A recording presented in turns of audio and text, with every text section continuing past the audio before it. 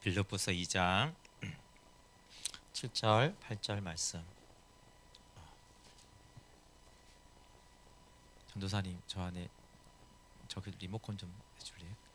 제 책상 연필꽂이 있을 거예요. 네, 빌립보서 2장 7절 8절 말씀 함께 같이 봉독해 볼게요. 시작.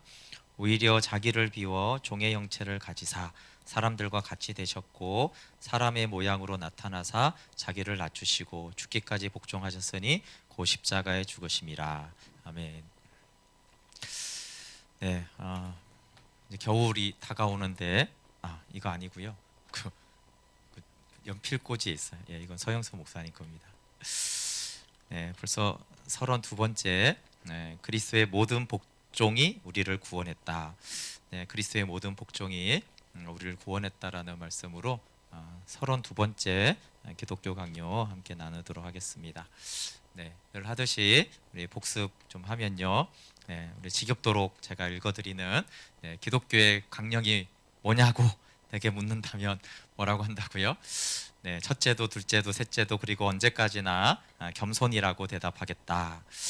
겸손을 참 설명할 수 있는 건 길지만 간단하게 어떤 선을 행할 때 선을 행하겠다라는 생각이 들은 그 시작, 또 선한 일을 봉사하는 그 과정, 그리고 그 결과 어떤 결과물이 나왔을 때 그때 우리가 무엇을 했다고 주장한다면 그것은 주의 공적을 빼앗는 것이다, 교만한 것이다 라고 했습니다. 그러니까 겸손은, 어거스틴이 말하는 겸손은 그러면 무엇을 시작할 때 과정의 끝이 다 주님이 하셨다라는 것들을 마음으로 알고 입술로 고백하는 것이 겸손이라고 하는 것이죠. 네, 그래서 늘 이 한밤의 기도에 나온 것이 주님이 하신 것이다. 네, 기도를 하고 가면 주님이 하신 것이다. 그렇게 하는 것. 또 내가 누군가를 위해, 그렇죠, 우리가 뭐 나밖에 관심이 없는데 한밤의 기도에 나면 억지로 선교지도 가끔 기도해야 되고 나라도 기도해야 되고 정치인들 욕만 하다가 갑자기 제 나라 위해 기도하고 그런 것들이 정말 주님이 하시는 것이죠. 내 마음이 그렇게 넓어서가 아니라.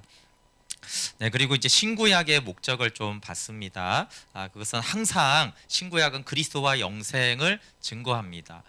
언약의 조상들이 받은 축복은 지상적인 것이 아니라 하늘 생명을 사는 것이었습니다. 사람들이 얼핏 생각하기에 아브라함이 복을 받았다, 뭐 이삭이 100배 결실을 했다 그러니까 언약의 조상들이 굉장히 뭐 지상의 복을 받은 사람들처럼 하는데 아주 칼빈이 그냥 적나라하게, 그렇죠? 아니다. 그들은 지상의 관점에서 보면 정말 비참한데 하늘의 복, 영생의 복을 알고 누렸던 언약의 조상들이고, 그 언약의 조상들이 이제 모세오경의 시작을 말하잖아요, 그렇죠? 쭉 아담부터 해가지고 신약까지 늘 그리스도와 영생을 증거한다. 네, 지금 이제 계시록 묵상을 하는데 계시록도 마찬가지예요. 그냥 나는 성경 모르고 다 괜찮아요. 그리스도와 영생을 증거하면 그 해석이 부분적으로 틀려도 그 사람은 성경을 잘 보는 것이고 잘 가르치는 사람입니다. 그래서 계시록에도 그리스도와 영생을 증거하는 것이 핵심인 것이에요. 네, 신구약 66권이 다 그렇습니다. 뭐 아가서는 뭐 이게 연인과의 관계 아닙니다. 그리스도와 영생을 증거하는 것이죠. 또 어쨌든 어떤 성경들을 보면은 이게 왜 있을까 이런 생각이 들지만 그게 다 그리스도와 영생을 증거하는 말씀입니다. 그래서 성경의 모든 곳이 그리스도 중심적으로, 십자가 중심적으로, 영생의 관점으로 봐야 합니다. 네, 여러분 그렇게 보는 것이 그렇게 보지 않는 훌륭한 신학자보다 훨씬 성경을 잘 보는 것이에요. 그래서 성경에서 보면서 여기서 그리스도를 내가 알고 만나고 이게 그리스도와 우리 관계인가 보다, 뭐 그걸 주석을 모르고 원어를 몰라도 그렇게 이제 보여지면 성령이 이제 조명해 주시고 비춰 주시는 거예요. 그래서 물론 굉장한 연구를 통해서도 성경을 알아야 되지만 어린아이와 같지 않으면, 그렇죠? 어린아이도 알 수가 있다고 그랬어요. 그러니까 그리스도와 영생의 관점이 마음 눈이 열어지면은 어린아이들도 성경을 통해서 그리스도를 만나고 거기서 영생을 증거해 주시고 영생을 주시고 누리게 하시는 하나님의 은혜를 맛볼 수가 있습니다. 중보자인 그리스도는 참 하나님이시며 참 사람이시다, 이 부분을 나눴습니다. 왜 참 하나님이고 참 사람인지가 그저 신학적인 명제가 아니라 이것이 굉장히 중요합니다. 복음의 영역에서 사람이신 부분은 우리와의 연합되신 주님 때문에 너무나 중요하다고 그랬어요. 그렇죠? 하나님과 우리는 사실 연합될 수가 없어요. 그분이 사람이 되셨기 때문에 우리가 인성을 가지신 그분과 하나가 되고 친밀하고 연합이 되셔서 그분이 하나님이시기 때문에 우리가 하나님과도 연합이 되는 것입니다. 또 그분이 신성을 말할 때 사망을 이길 수 있는 것은 인성이 아니라 신성이라고 그랬어요. 그렇죠? 그래서 예수님은 하나님의 아들이고 사람이야, 이렇게 그냥 그 명제가 중요한 것이 아니라 그것이 우리에게 주는 복음의 내용이 굉장히 중요한 것이에요. 그러니까 둘 중에 하나라도 부인하면은 다 이단이 되는 것입니다. 그런 이단이 역사에도 많고 지금도 이단들 중에 그런 이단들이 많습니다. 예수님이 누구인가에 대한 그런 잘못된 가르침이 많이 있어요. 네, 그리고 이제 지난주에는 성부와 성자가 주신 것을 위해 그 삼중직을 우리가 좀 봤습니다. 그래서 그리스도의 예언자직에는 그리스도 안에 지식과 총명의 모든 보화가 감추어져 있다. 그러니까 하나님의 지식과 총명의 모든 보화는 다 그리스도 안에 감추어져 있다고 그랬어요. 근데 이제 그리스도 안에 감추어져 있으니까 그 말은 그리스도를 알면 하나님의 모든 지식과 모든 총명의 보석들이 다 알 수 있다는 거예요. 그러니까 그리스도만 알면 되는 거죠. 그래서 그리스도 이외에는 아무것도 알만한 가치가 있는 것이 없습니다. 그래서 우리가 교회 생활을 하거나 성경을 얘기할 때 그리스도를 알게 하는 도구적으로 돼야 되는데 그거 아닌 막 다른 것들을, 그것이 어떤 성령 체험이든 기적이든 능력이든 어떤 역사적인 성경의 깊은 탐구든 배경 지식이든 그런 거는 잔뜩 하는데 그리스도를 알려주지 않으면 다 쓸데없는 것이죠. 그런 것들을 우리가 알아야 되고 때로는 경험해야 되는 이유는 우리가 그리스도가 알만한 가치가 있기 때문에 그런 것입니다. 근데 그렇게 현혹되는 경우들이 많아요. 체험 쪽도 그렇고 지식 쪽도 그래요. 그래서 어떤 분들이 기납적 성경 연구가 대표적으로 성경을 연구하는 것 중에 하나인데 막 가보면 막 자료가 막 화려한 분들이 있어요. 그 짧은 시간을 어떻게 그렇게 많은 지도와 배경과 텍스트를 찾아내는지 제가 그 세미나에 갔었는데 대단한 그 한 전도사님이 계시더라고요. 컴퓨터를 막 가지고. 네, 그런데 이렇게 내용에서 그리스도가 별로 없어요. 제가 저 마련 자료들을 굳이 뭐하러 저렇게 찾았을까?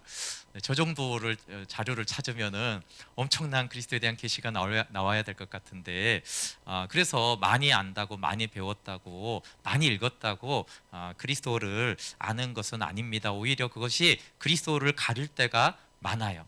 너무 학문적이거나 체험적인 거나 너무나 자기 전통과 역사를 강조하느라고 혹시 그리스도를 알지 못하는 일이 있다라면 그 개인적이든 공동체든 그것이 어떤 한 신학 체계든 조심해야 되는 것입니다. 그래서 그리스도 이외에는 아무것도 알만한 가치가 있는 것이 없다라는 관점으로 우리가 신앙생활을 해야 됩니다. 그리고 그리스도의 왕직은 영적이다 그랬어요. 다른 것에 대해서는 칼빈이 굳이 그 말을 붙이지 않는데 왕직은 영적이다 그랬어요. 왜냐하면 이 왕직이 지상적이면 모든 그리스도인, 잘 믿는 사람은 다 잘 먹고 잘 살고 건강하고 모든 소원이 이루어져야 되잖아요. 그렇죠? 그러니까 왕권이 하나님의 나라가 영적이다라는 것에 대해서 이걸 분명하게 하지 않으면 이제 기복적인 신앙이 될 수 있기 때문에 이것을 영적이다라는 것을 기본적으로 전제를 했습니다. 물론 당연히 주님이 물질 세계도 다 다스리고 그렇죠? 저 참새가 팔리는 것도 다 주님이 아시는데 물질 세계에 하나님이 영향력을 미치지 않는다는 것이 아니라 성경에서 약속하신 예수님이 왕이어서 주시는 복은 영생의 복이라는 거예요. 그래서 제가 가끔 이렇게 기도를 하는데 하나님, 그러면 지상의 복은 줄 때도 있고 안 줄 때도 있으니까 그것은 주시지면 좋지만 안 줘도 상관없는데 그럼 영생의 복은 반드시 주셔야 되는 복이고 반드시 받아야 되는 복이니까 영생의 복은 반드시 알게 해주세요. 그리스도는 반드시 알게 해주세요. 그리스도 안에서 사는 삶은 반드시 알게 해주세요. 왜냐하면 그 복은 제한적이지 않다고 분명히 말했어요. 그러니까 예수님이 왕이기 때문에 주시는 건 영적인데 그러면 하나님의 백성 중에 이 영적인 복을 받는 사람도 있고 안 받는 사람도 있냐? 그렇지 않아요, 그렇죠? 모든 하나님의 백성은 하나님의 나라의 백성이니까 이 영적인 복을 받게 돼 있어요. 그러니까 이거는 100% 이제 받게 돼 있기 때문에 그것을 구하고 하나님께 아뢰고, 또 그게 아니라면 뭔가가 문제가 있거나 그래서 그런 거지, 이건 다 받게 돼 있다라는 것이죠. 그래서 또 영적인 복은 치유가 되느냐 안 되느냐 하고는 다른 관점으로 접근을 해야 돼요. 영적인 복은 받을 수도 있고 안 받을 수 있다, 이런 개념이 아니라 영적인 복은 예수님이 왕인 이상 반드시 받게 돼 있죠. 근데 그분은 만왕의 왕이 틀림없잖아요, 그렇죠? 그러니까 우리는 그 백성으로 하나님의 나라로서 의와 평강과 희락을 누리는 그 복은, 그 지복은 반드시 또 받아 누릴 자격과 신분을 가졌다라는 것이 굉장히 좋죠. 그래서 왕직이 꼭 영적이야 이렇게 생각했을 때 좀 아쉬움도 있지만, 그만큼 영적인 복은 반드시 모든 하나님의 백성과 자녀들에게 주어지는 복이고, 그것은 교회 차원과 개인의 차원에서 다 주어집니다. 그래서 그리스도는 아버지가 자신에게 준 걸 다 우리에게 주는 거예요. 그래서 예수님이 뭘 받으셨는가를 이제 보라는 거예요. 예수님이 지상의 복을 다 받은 분은 아니에요. 그러나 영적인 복, 복이랄 것도 없이 그분은 하나시지만 어쨌든 그 아버지와 함께하는 걸 누렸잖아요, 그렇죠? 그래서 예수님도 자신이 누린 것을 우리에게 주시려고 한다는 것이 이제 기본적으로 그분이 왕이시다, 그런 것이죠. 그리고 제사장직은 우리가 원래 하나님 보기에는 가정한 자들이었는데 그리스도 때문에 하나님이 우리를 기쁘게 받으셨습니다. 네, 오늘은 그리스도는 어떻게 구속자의 기능을 이제 다 하셨는가, 어떻게 우리의 구원자가 되셨는가에 대한 부분을 먼저 잠깐 살펴보려고 하는데요. 원래 우리는 정죄를 받아 죽어 멸망하였는데 의와 해방과 생명과 구원을 오직 그리스도에게 구해야 한다. 이 말은 너무 당연한 것 같지만요, 의와 해방과 생명과 구원을 우리 자신의 행위와 경험에서 구하면 안 된다는 거예요. 너무나 당연한 거지만 우리는 너무나 우리의 행위와 우리의 어떠함에 어떤 자유와 행복과 해방이 있을 거라는 기대를 많이 합니다. 그게 아니라 오직 그리스도에게서 그것을 구해야 한다는 것입니다. 네, 그래서 우리의 구원은 그리스도 안에 있으면 견고하지만 조금이라도 그에게서 떠나는 순간에는 점점 사라지기 시작한다. 그 결과 그리스도 안에서 안식하지 않는 사람들은 모두 일체의 은총을 스스로 버리게 된다. 네, 우리의 구원은 그리스도 안에 있으면 견고합니다. 네, 그리스도 안에 있으면 견고해요. 근데 그리스도를 조금만 벗어나면 어떻게 된다고 그래요? 칼빈이 점점 그 구원은 사라지기 시작한다라는 것이에요. 그리고 그리스도 안에서 안식하지 않는 사람들은 일체의 은총을 스스로 버리게 된다. 근데 저는 이거를 제가 읽으면서 참, 그러면 칼빈의 말에 의하면 지금 우리 한국 교회는 정말 심각하구나. 그리스도 안에서 안식하는 사람들이 얼마나 될까요? 몇 퍼센트나 될까요? 그리스도 안에서 안식하는 사람. 그리스도 안에서 안식하십니까? 그러면 안식하고 있죠. 나는 그리스도 안에서. 이렇게 대답할 수 있는 사람이 몇 퍼센트나 될까요?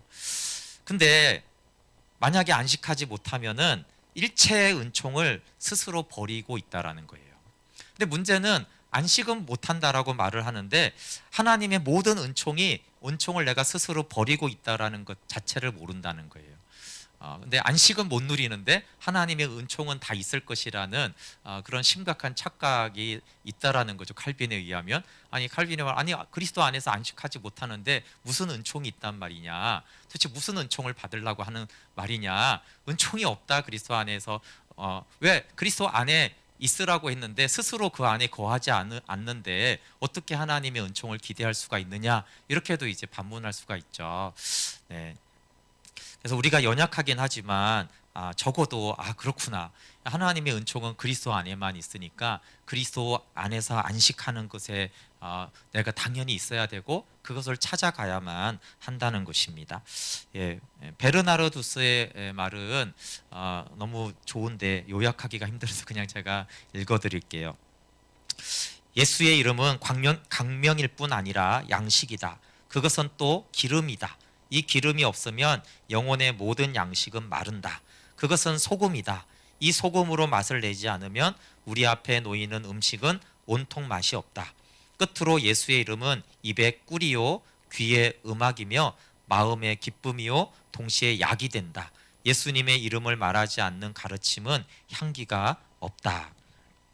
네, 예수님 없이 영적인 생활, 모든 일상생활이 얼마나 무미건조하고 아무 쓸모없는 것인가.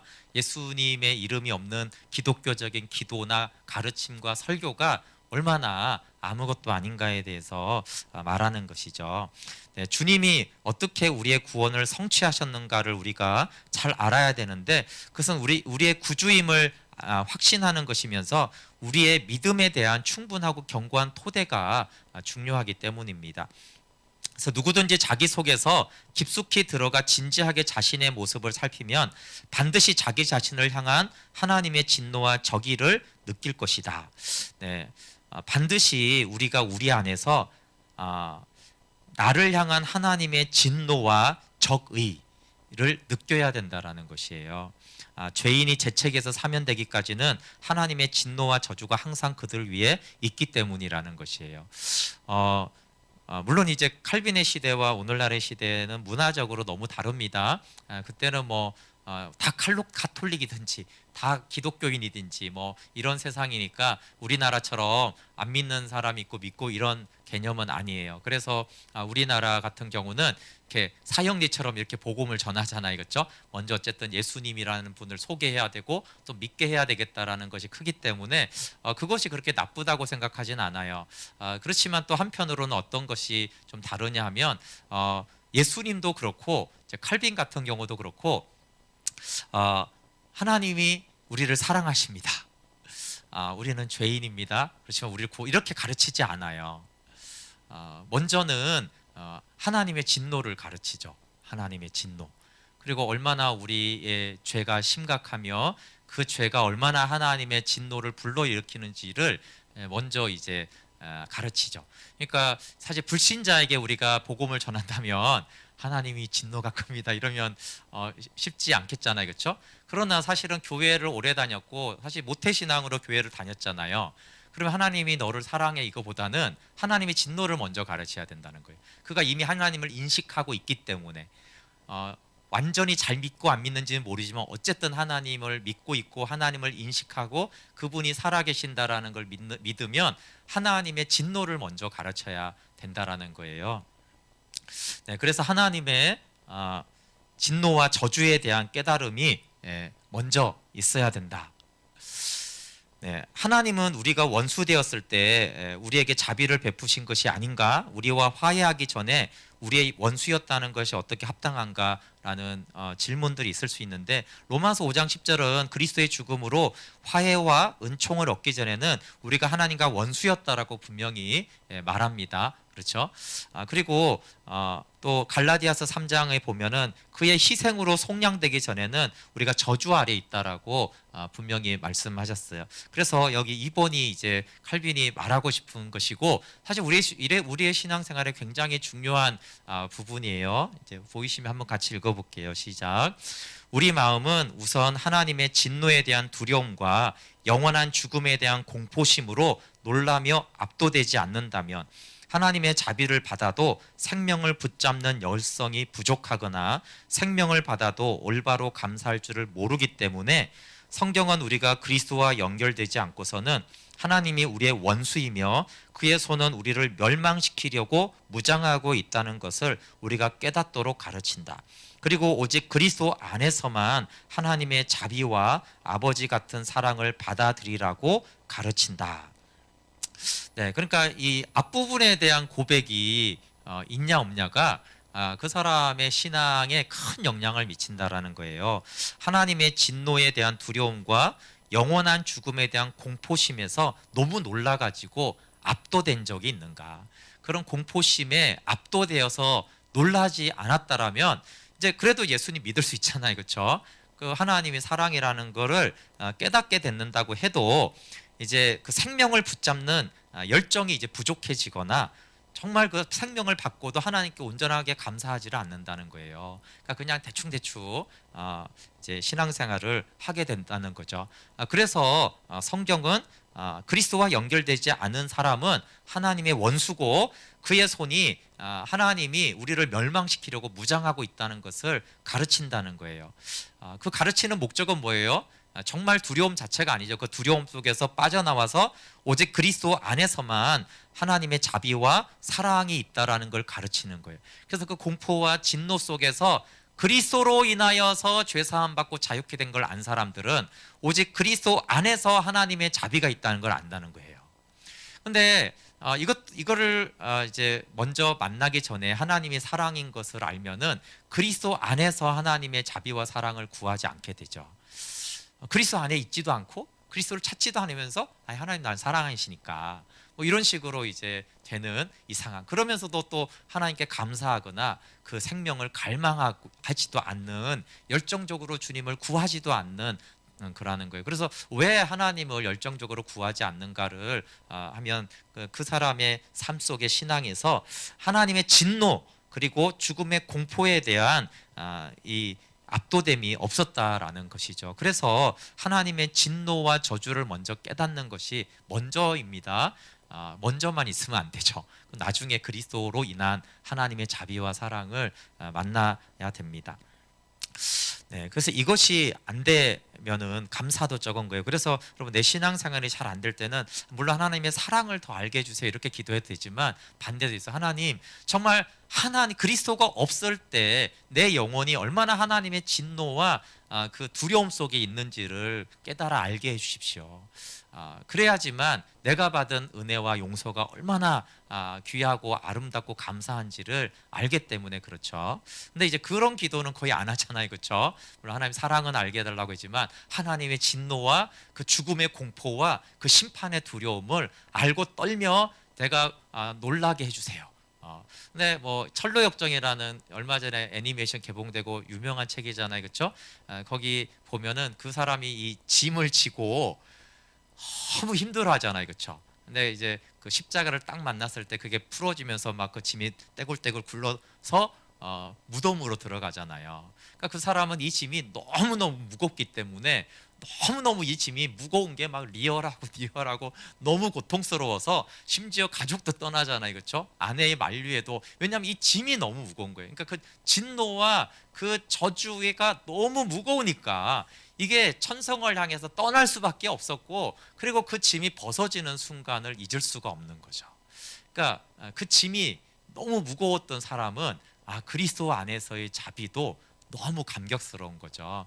그래야지 또 그러고도 계속 가야 될 길이 험하잖아요. 근데 그 짐을 벗겨주신 그 은혜를 알 때 그 험난한 길을 그래도 끝까지 천성까지 믿음으로 걸어가게 되어집니다. 그래서 그런 무거운 짐이 그 철로역정 애니메이션을 볼 때 나는 저런 무거운 짐이 없었는데, 그러면 하나님께 무거운 짐을 달라고 해야죠. 이 죄가, 이 죽음이, 이 공포가, 진노가, 저주가 얼마나 심각하게 내 영혼을 누르고 있는지를 알아야 됩니다. 근데 먼저 우리 편에서는요, 하나님의 진노와 저주를 먼저 깨달아야 되는데, 그렇지만 또 반대적으로 하나님의 사랑이 그리스도 안에서의 화해보다 앞선다라는 것을 우리가 알아야 됩니다. 우리는 허물 때문에 큰 죄인이 됐지만 여전히 하나님의 피조물입니다. 그래서 거저 주시는 순수한 사랑으로 우리에게 은총을 베풀려고 하세요. 그런데 하나님은 우리에게 은총을 베풀려고 하는데 의와 불의는 영원히 화해가 될 수 없잖아요. 그러니까 불화가 있기 때문에 우리가 죄인인 동안 하나님은 우리를 완전히 받아들일 수가 없어요. 우리를 사랑하지만 죄인을 완전히 받아들일 수가 없는 거죠. 그래서 적대 관계에 있는 모든 원인들을 제거하고 우리가 완전히 화해하기 위해서 그리스도의 죽음에서 제시된 속죄로 우리 안에 있는 모든 악을 씻어 주셨습니다. 우리 안에 있는 모든 악을 씻어 주심으로 불결하고 불순하던 우리가 하나님이 보시기에 의롭고 거룩한 자로 나타나게 된 것입니다. 그래서 그리스도 안에서 우리가 화해를 얻기 전에 성부 하나님이 우리를 먼저 사랑하셨습니다. 네, 그래서 요한일서 4장 19절에 그가 먼저 우리를 사랑하셨기 때문에 후에 우리를 자기와 화해시키신 것입니다. 먼저는 이게 안 넘어갔네요.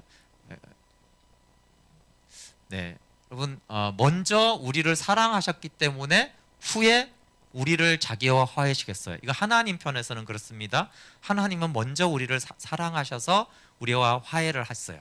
근데 우리 편에서는 어떻게 알아야 된다고요? 먼저 진노를 깨닫고 그리스도 안에 있는 구속을 알아야 돼요. 근데 하나님은 우리를 먼저 사랑하셔서 후에 우리와 화해시켰습니다. 이게 왜 중요하겠습니까? 네, 그건 뒤에 가서 잠깐 보고요. 하나님과 완전히 연합되고 하나님이 우리를 기뻐하시며 자비를 베푸신다라는 확신을 가지려면 이제 눈과 마음을 그리스도에게 고정시켜야죠. 그 하나님의 사랑을 완전히 누리기 위해서는. 근데 여기서 이제 칼빈이 하고 싶은 말은 그리스도의 속죄는 하나님의 사랑에서 비롯되었다는 거예요. 이게 이제 우리 신앙생활에 이게 다 이제 굉장히 다 중요한 영역이죠. 어거스틴의 말을 이제 요 앞에만 읽고 제가 좀 쭉 읽어드릴게요. 하나님의 사랑은 헤아릴 수 없으며 변함이 없다. 우리가 성자의 피를 통해서 화해를 얻은 후에 비로소 하나님이 우리를 사랑하기 시작한 것이 아니다.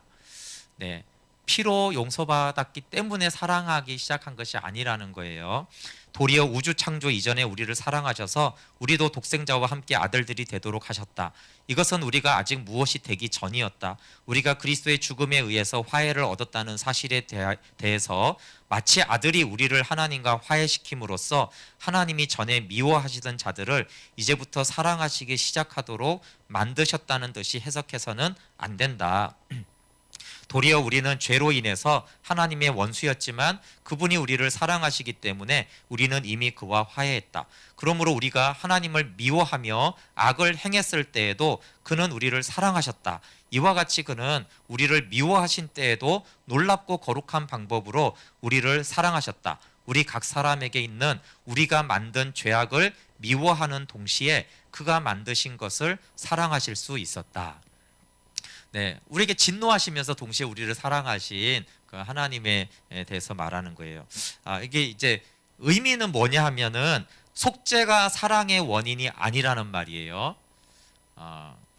하나님의 사랑은 속죄보다 앞서고 속죄보다 높습니다. 다만 그 사랑은 그리스도의 속죄로 인하여서 우리와 연합하게 되었죠. 그럼 속죄가 사랑의 원인이 아니다라는 것은 우리가 아무것도 안 할 때 우리를 사랑했다는 거예요. 근데 심지어 무엇을 안 할 때에도 우리를 사랑했다고요? 예수님을 믿는 것도 안 할 때. 자 보세요. 예수님을 믿을 때 예수님을 믿는 자가 아무것도 안 해도 사랑하시죠? 그리스도 때문에. 근데 이거보다 하나 더 앞선다라는 얘기를 하는 거예요. 근데 그리스도를 믿지도 않을 때는 그러면 어떻게 했냐? 그리스도를 믿지도 않았는데도 우리를 먼저 사랑했다는 거예요. 그러면 이제 반대로 그리스도를 믿지도 않았을 때도 우리를 사랑하셨는데 그럼 그리스도를 믿는 아들 안에 있는 자는 얼마나 기뻐하겠어요? 얼마나 사랑하겠어요? 그러면 그리스도를 믿고 그리스도 안에 있는 자가 무엇을 해서 사랑을 얻어내려고 할까요? 이게 이제 포인트입니다. 하나님의 사랑을 알면 하나님께 잘 보여서 하나님의 사랑을 얻어내려고 절대 하지 않는다는 거예요. 그렇죠? 그럴 이유가 정말 없다는 것을 안다는 거예요. 그리스도를 믿기도 전에 우리를 사랑하신 하나님은 이미 그리스도를 믿은 우리를 너무나 사랑하는데 안타깝게도 하나님의 사랑을 오해하고 있기 때문에 너무나 이 인간 세상은 뭘 해야 잘 보여야지 사랑해 주잖아요, 솔직하게. 그러니까 자꾸 하나님에게 잘 보여서 하나님의 사랑을 받으려고 한다라는 거예요. 그게 하나님의 사랑에 대한 무지라는 거예요. 여기서 말하고 싶은 거는 그거예요. 먼저 우리를 사랑했다.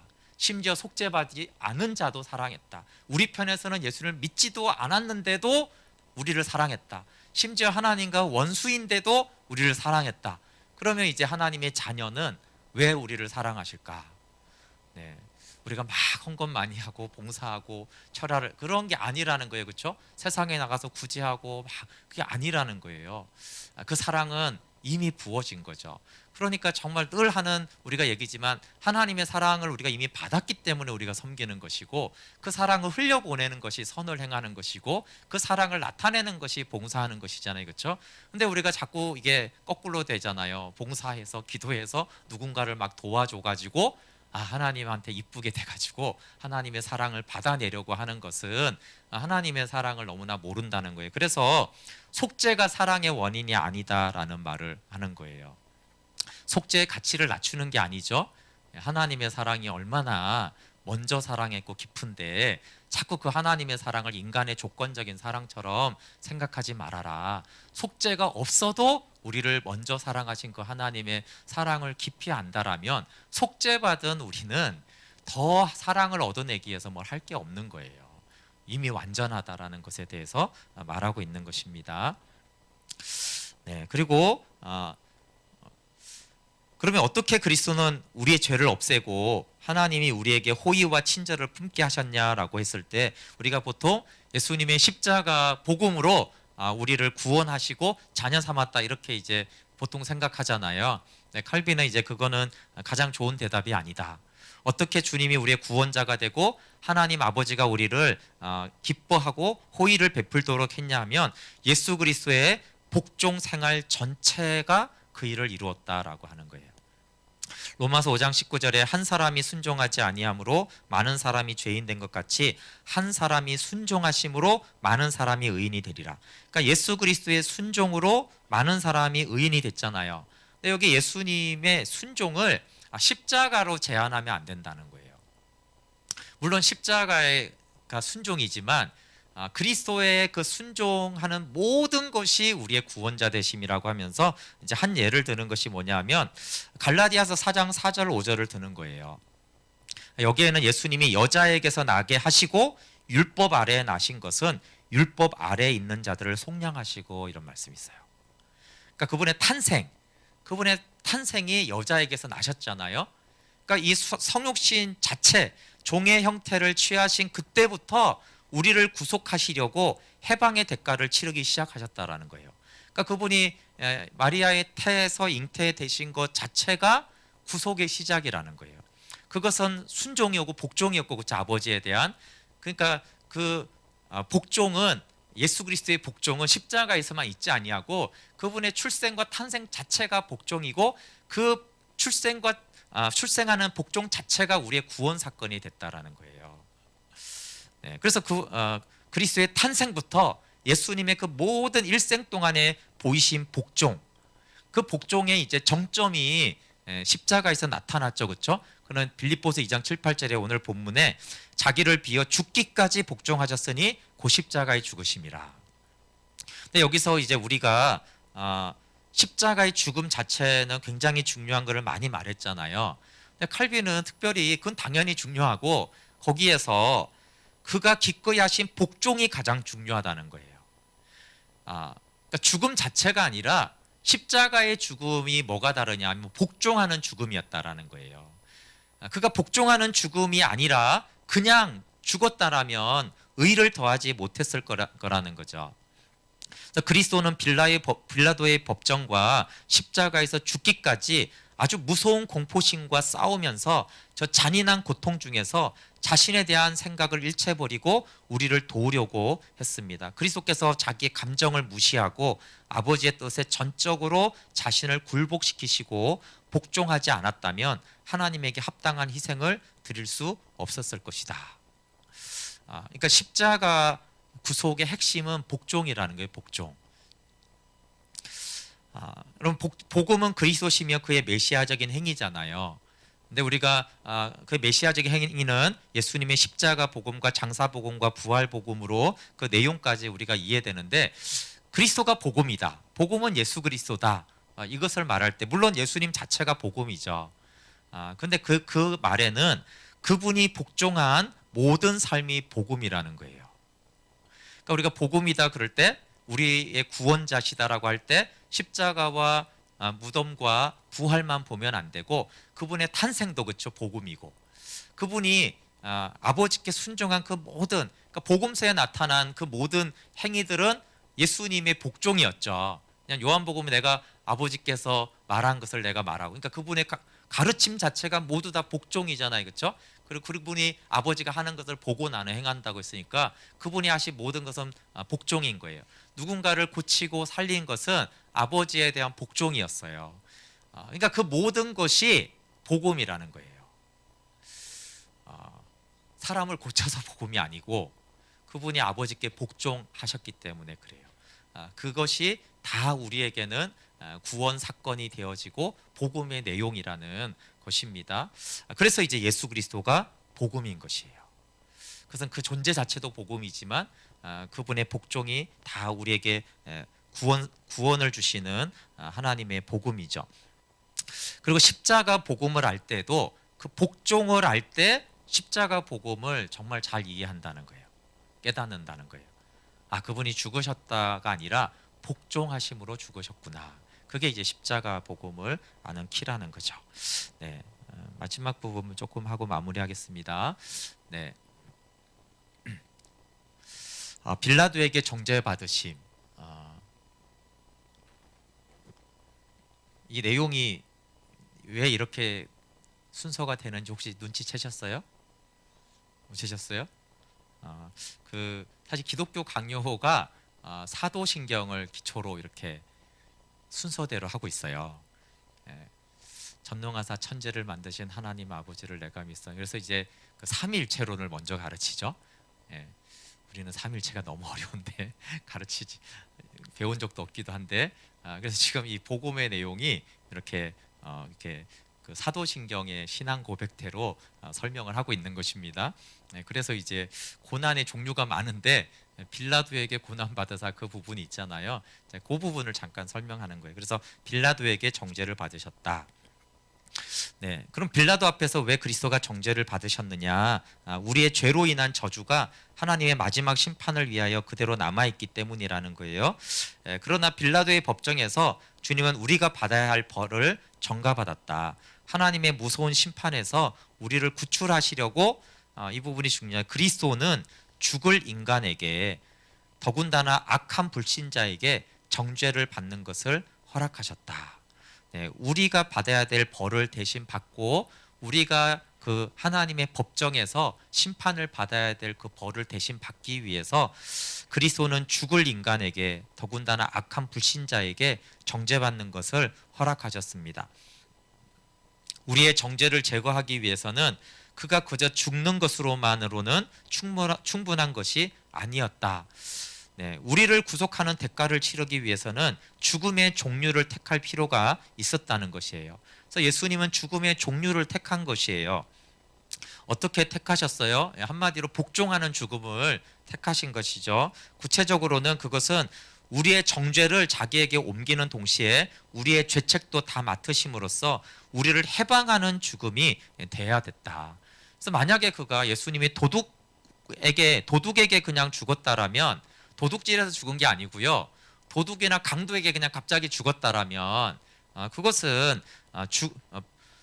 죽음을 이제 그런 우리의 죄나 우리의 죽음을 배상하는 그런 죽음으로는 증거가 이제 부족하게 되는 것이죠. 그러면 그리스도가 우리의 죄를 어떻게 이제 사했는지는 예수님은 죄인과 악인을 대표하게 되는데 왜냐하면 그는 빛나는 결백을 볼 때에 그가 자기의 죄가 아니라 다른 사람들의 죄를 지셨다는 것이 명백해지기 때문입니다. 예수님은 총독의 공식 선포로 범죄자로 인정되었지만 재판관 자신이 그에게서 아무 죄도 찾지 못하노라고 증언함으로써 그가 의인임을 선언했어요. 그러니까 참 재밌는 것은 빌라도 총독이 예수님을 범죄자로 공포했어요. 근데 동시에 그 빌라도 총독이 그에게서 아무런 죄도 찾지 못했다라는 거예요. 그러니까 죄인으로 공식 선포했다는 게 뭐예요? 그것이 이제 우리의 죄를 전가받으셔서 그 처벌을 대신 받으시는 것이고 동시에 그가 근데 죄를 찾을 수가 없었어요. 의인이라는 것이죠. 그가 흠없는 분이시기 때문에 우리의 죄를 담당할 수 있다라는 그 말을 빌라도가 둘 다 얘기했다라는 것이죠. 그래서 우리가 받을 벌을 주님이 전가받았기 때문에 그것이 우리의 무죄 석방의 이유가 됩니다. 그래서 우리는 무엇보다 이 그리스도의 대속적인 죽음을 기억해야 되는데 만약에 우리가 이 대속적인 십자가 죽음을 기억하지 못한다라면 그 벌이 계속 우리를 위협하기 때문에 우리는 평생 떨면서 불안해할 거라는 거예요. 그래서 인간의 존재 안에 그 불안이 있잖아요, 그렇죠? 그 불안은 하나님의 이 심판에 대한 불안이죠. 물론 문제거리가 있어서 불안하기도 하지만 이 존재적인 불안은 우리가 그리스도의 대속의 죽음을 깊이 알고 기억할 때에 그 불안에서 자유케 되는 것을 알 수 있죠. 왜냐하면 그분이 대신 벌을 받았기 때문에 우리가 다시 그 법정에, 그런 정죄하는 법정에 서지 않는다는 것을 말하고 있습니다. 네, 우리 함께 같이 찬양하고 기도하겠습니다.